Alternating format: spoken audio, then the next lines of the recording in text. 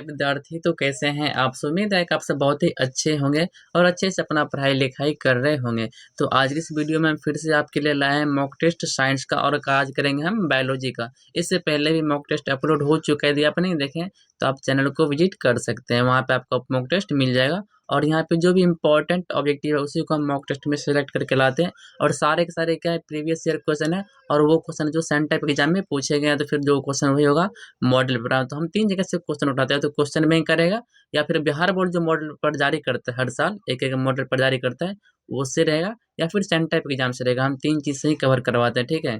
तो इसलिए क्वेश्चन क्या है इंपॉर्टेंट है, वीडियो को शुरू से लेकर लास्ट तक वॉच कीजिएगा। तो यहाँ पे हम टोटल 40 क्वेश्चन करने वाले हैं बायोलॉजी का।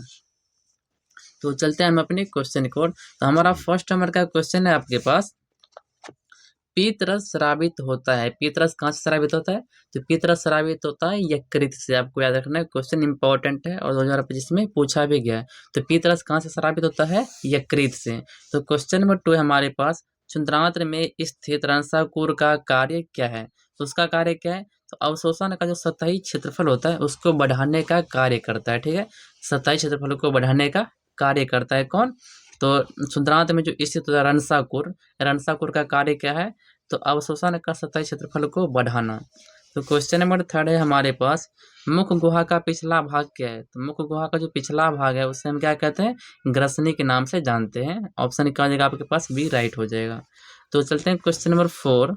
क्वेश्चन नंबर 4 हमारा, प्रकाश संश्लेषण में ऑक्सीजन का मूल स्रोत क्या है? ऑक्सीजन का मूल स्रोत का मतलब है ऑक्सीजन जो प्रकाश संश्लेषण की क्रिया के बाद जो निकलता है ऑक्सीजन, वो कहाँ से निकलता है? तो जल से निकलता है। जल का फॉर्मूला क्या होता है? H2O। तो वहीं से ऑक्सीजन बाहर निकलता है टूट करके, ठीक है। तो मुख्य स्रोत क्या है उसका ऑक्सीजन का? तो जल है।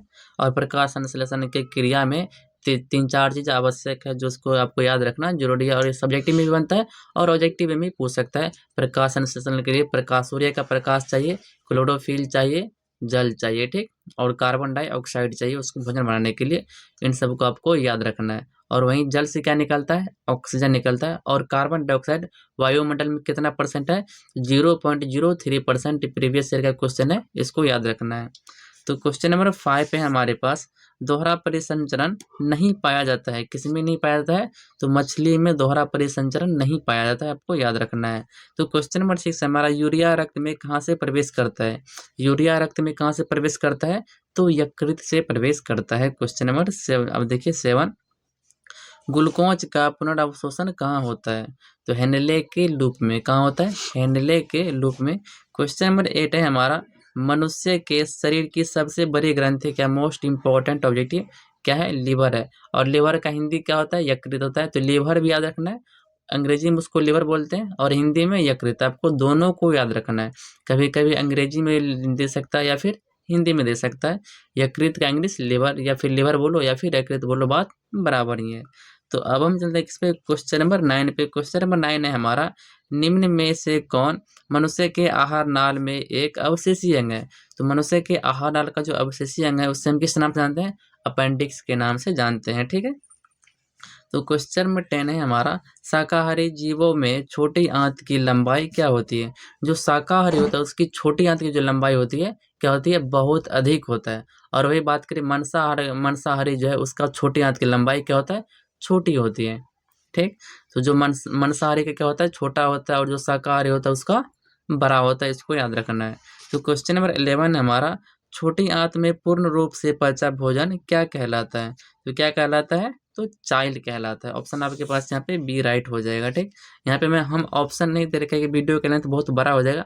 आपको सिर्फ क्वेश्चन पढ़ते हैं और उसका आंसर पढ़ते हैं। यदि आपको पहले से पता हो तो आप कमेंट में बता सकते हो। और लास्ट में बताना है कि आप कितना क्वेश्चन सही किए, लास्ट में कमेंट में बताना कितना मेरा सही हुआ है। उसके बाद हमारा क्वेश्चन नंबर 12 है। 12 नंबर का बोल रहा है, मूल रोमों के द्वारा जल का अवशोषण किस विधि द्वारा होता है? तो विसरण के द्वारा होता है। ये भी क्या इंपॉर्टेंट है, 2025 में फर्स्ट शिफ्ट में ही पूछा गया है। तो क्वेश्चन नंबर हमारा 13 है, प्रकृति में ऑक्सीजन का संतुलन कैसे बना रहता है? तो प्रकाश संश्लेषण की क्रिया के दौरान बना हुआ रहता है। ऑक्सीजन का जो संतुलन बना हुआ रहता है प्रकृति में किसके वजह से बनता है? तो प्रकाश संश्लेषण क्रिया के द्वारा बनता है। तो क्वेश्चन नंबर 14 हमारे पास, प्रकाश संश्लेषण क्रिया में ऑक्सीजन बाहर निकलता है, तो ऑक्सीजन किससे बाहर निकलता है, ऊपर भी आपको बताए थे कहाँ से निकलता है, तो जल से निकलता है। जल का फॉर्मूला होता है H2O, वहीं से O टूट कर बाहर निकल जाता है। तो क्वेश्चन नंबर 15 हमारे पास मैग्नीशियम पाया जाता है। मैग्नीशियम कहाँ पाया जाता है, क्लोरोफिल में। क्लोरोफिल में कौन सा तत्व पाया जाता है, तो मैग्नीशियम। उसको उल्टा कर पूछा जा सकता है कि कि क्लोरोफिल में कौन सा तत्व पाया जाता है, तो क्लोरोफिल में कौन सा तत्व पाया जाता है, तो मैग्नीशियम पाया जाता है। आपको याद रखना मैग्नीशियम का संकेत क्या होता है, M और G से उसको लिखते हैं मैग्नीशियम को। तो क्वेश्चन नंबर 16 है हमारे पास, भोजन का पाचन किस प्रकार की अभिक्रिया है, तो उपचयन अभिक्रिया। भोजन का पचना कौन सा अभिक्रिया, उपचयन अभिक्रिया हो जाएगा। तो क्वेश्चन नंबर 17 है हमारे पास, निम्नलिखित में से कौन एक उभयलिंगी जंतु है, मोस्ट इंपॉर्टेंट ऑब्जेक्टिव है और इस बार आ सकता है। तो उभयलिंगी जंतु का बात करते हैं तो वो कौन सा हो जाता है, हमारा केचुआ हो जाता है। ठीक, क्वेश्चन इंपॉर्टेंट है, इसको ध्यान में रखना। कवक में पोषण की कौन सी विधि पाई जाती है, ये भी इंपॉर्टेंट है, 2014 में और 19 में पूछा गया। तो कवक में कौन सी विधि पाई जाती है, तो मृतजीवी पोषण पाया जाता है। क्वेश्चन नंबर 19 है हमारा, स्वपोषी पोषण के लिए क्या आवश्यक है। इंपॉर्टेंट है, 2015 में, 16 में, 19 में, 21 में पूछा गया, 4 साल रिपीट है। तो हो सकता है 21 पूछा गया, 21 में आया है, तो 21 के बाद आया है नहीं, तो यहाँ पे कितना साल गैप मिल रहा है, 5 साल का गैप मिल रहा है, तो इस बार आ सकता है। स्वपोषी के लिए क्या क्या आवश्यक है, पर्णहरित आवश्यक है, सूर्य का प्रकाश वो भी आवश्यक है, और कार्बन डाइऑक्साइड ये भी आवश्यक है, क्योंकि प्रकाश संश्लेषण के लिए, क्रिया के लिए ये तीनों चीज आवश्यक है। तो हम यहाँ पे किसको टिक करेंगे, इनमें से सभी। तो क्वेश्चन नंबर 20 है हमारा, ग्वाइटर अथवा घेंघा रोग पनपता है किससे, आयोडीन की कमी से पनपता है। ग्वाइटर अथवा घेंघा किससे पनपता है, तो आयोडीन की कमी से।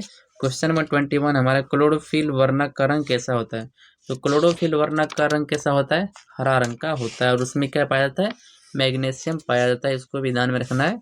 और खाने वाला जो चिप्स होता है उसमें कौन सा गैस भरा हुआ रहता है, नाइट्रोजन गैस भरा हुआ रहता है, और वायुमंडल में नाइट्रोजन कितना परसेंट है, तो 78% है। वही कार्बन डाइऑक्साइड की बात करें तो 0.03% है।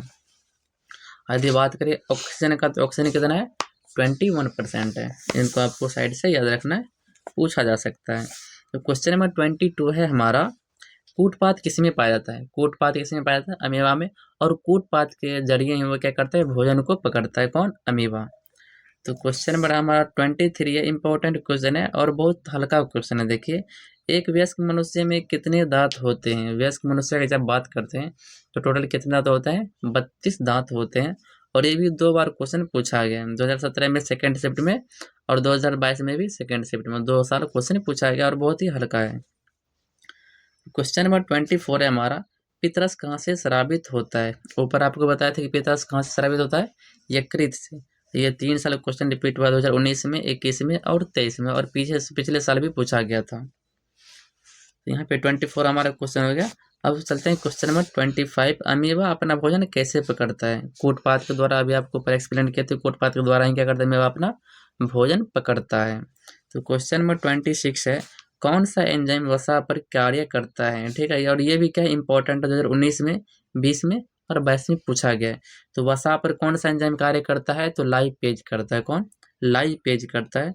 क्वेश्चन नंबर 27 हमारा, आयोडीन की कमी से कौन सा रोग होता है, कौन सा रोग होता है, आयोडीन की कमी से घेंघा रोग होता है।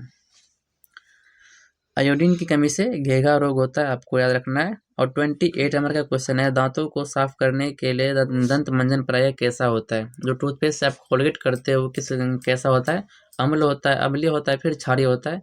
तो कैसा होता है, क्षारीय टाइप का होता है दंत मंजन। यहाँ पे टिक करेंगे क्षारीय को, कोलगेट कैसा होता है, क्षारीय होता है।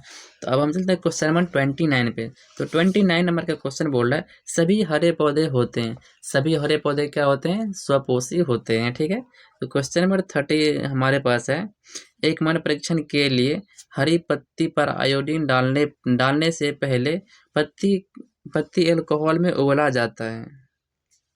यहाँ पे कुछ क्वेश्चन सही है, लेकिन यहाँ पे ऑप्शन में कुछ मिस्टेक है। ठीक है, इसलिए हम 30 नंबर के क्वेश्चन को साइड करते हैं, इसको हम बाद में चर्चा करेंगे इसके ऊपर। इसमें कुछ ऑप्शन में मिस्टेक है। ठीक, तो चलते हैं क्वेश्चन नंबर 31 पे। तो 31 का क्वेश्चन है, स्लाइड को सर्वप्रथम कंपाउंड माइक्रोस्कोप से देखा जाता है तो कितना एक्स पे जूम करता है, तो 10x पे जूम करके देखा जाता है। तो ऑप्शन आपके पास यहाँ पे बी राइट हो जाएगा।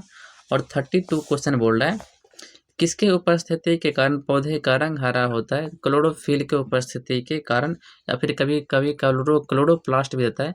क्लोरोफिल के अंदर क्लोरोप्लास्ट पाया जाता है, और क्लोरोफिल में कौन सा तत्व पाया जाता है?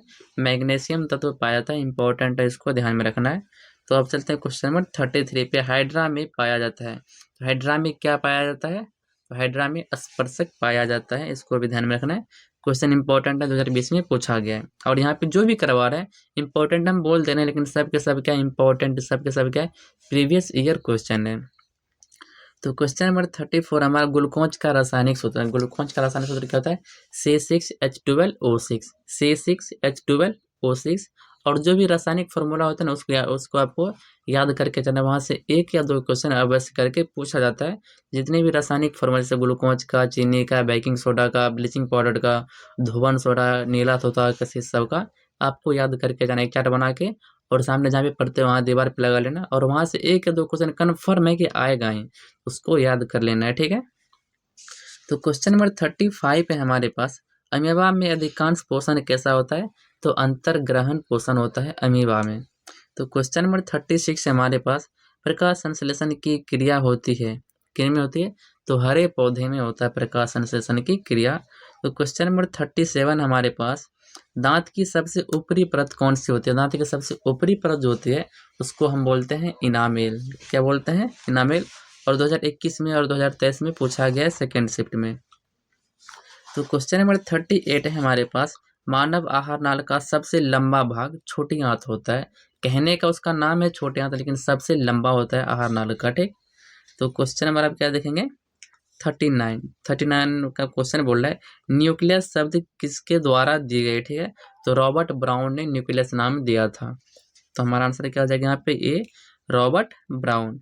तो 40 नंबर का क्वेश्चन है, जो कि हमारा लास्ट क्वेश्चन है, उसमें बोल रहा है, पौधे में भोजन किस रूप में जमा रहते हैं? तो वो किसके रूप में जमा रहते हैं? स्टार्च के रूप में जमा रहते हैं, ठीक है।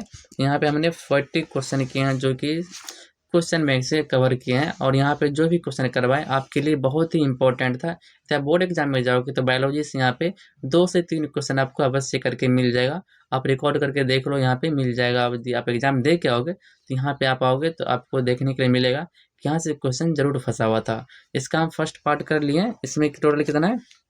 तो टोटल 70 क्वेश्चन है। यहाँ पे कितना 40 क्वेश्चन हम कर लिए। तो बाकी 30 क्वेश्चन बचा है, 30 क्वेश्चन हम अगले पार्ट में इसको कवर कर लेंगे। अगला पार्ट देखने के लिए चैनल को सब्सक्राइब कर लीजिएगा, ताकि हम जब सेकंड पार्ट इसका बनाएं तो आपको नोटिफिकेशन मिल जाए। और ऐसे ही वीडियो हम लाते ही रहते हैं, इसलिए वीडियो को दोस्तों के साथ शेयर भी कर दीजिएगा। वीडियो कैसा लगा कमेंट में बताइएगा, और कितना क्वेश्चन आप सही किए हैं उसको भी कमेंट में लिख के बताना है, ठीक है। तो मिलते हैं अगले क्वेश्चन को लेकर अगले वीडियो में, तब तक के लिए धन्यवाद।